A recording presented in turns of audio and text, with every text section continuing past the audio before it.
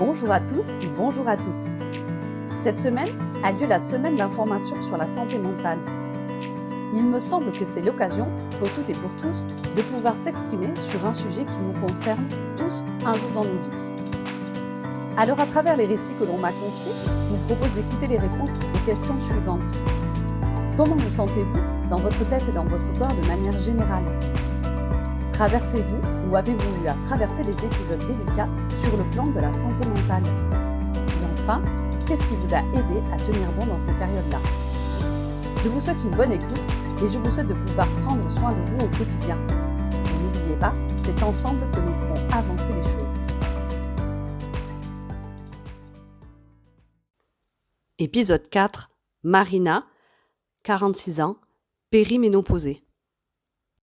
Bonjour, je m'appelle Marina, je suis âgée de 46 ans et je voulais répondre à ce questionnaire sur la santé mentale des femmes parce que c'est quelque chose que j'ai en tête depuis maintenant 2-3 bonnes années. Moi, dans ma tête et dans mon corps, aujourd'hui, je me sens beaucoup mieux, mais c'est vrai qu'il y a des moments qui sont pas faciles dans la vie d'une femme. J'ai vécu des choses qui sont compliquées et parfois je me suis sentie isolée. En fait, aux alentours de 43 ans, je pense que c'est 42-43 ans, j'ai senti que mon corps changeait, que mes hormones étaient présentes d'une manière un peu différente.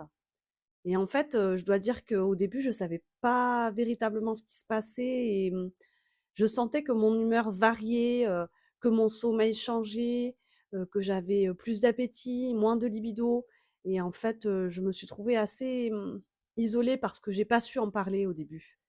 En fait, c'est mon entourage, mes proches, mon compagnon qui m'ont dit, que je changeais depuis quelque temps et qu'ils s'expliquaient pas quelles étaient mes réactions un peu excessives et qu'ils trouvaient que j'étais pas en grande forme.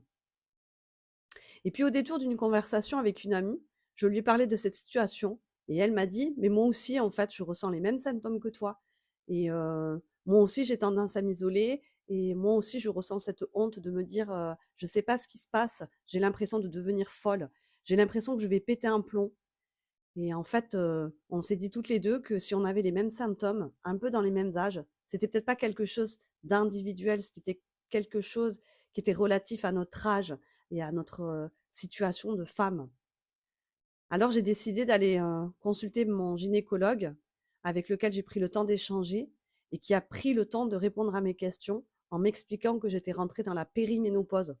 Alors, la périménopause, c'est en fait, juste avant la ménopause et c'est un bouleversement hormonal très important qui a vraiment une répercussion, en fait, sur notre, santé mentale parce que en fait, les hormones, elles régulent beaucoup l'humeur et effectivement, mon gynécologue m'a confirmé que dans cet état-là, parfois, il était normal d'avoir des moments où on sentait qu'on allait péter les plombs, véritablement péter les plombs et puis d'autres moments où on était complètement à plat et complètement, abattus.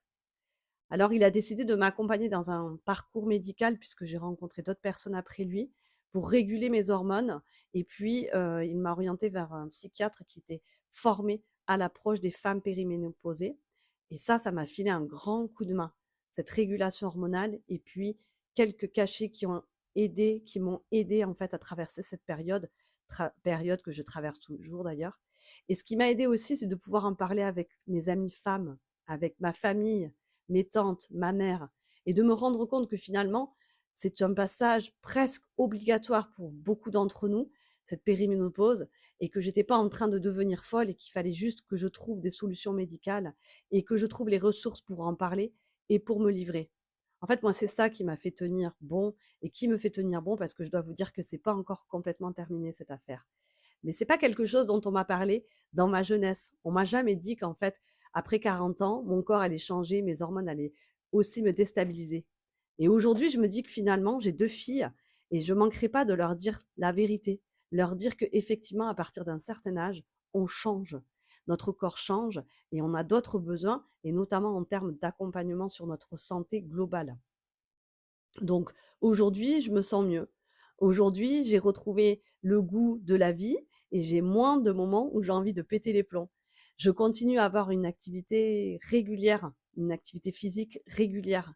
Je continue à échanger sur ce que je ressens, à me faire accompagner par des professionnels, mais aussi à me relier à des femmes qui ont traversé ça ou qui traversent ça pour ne plus jamais me sentir seule.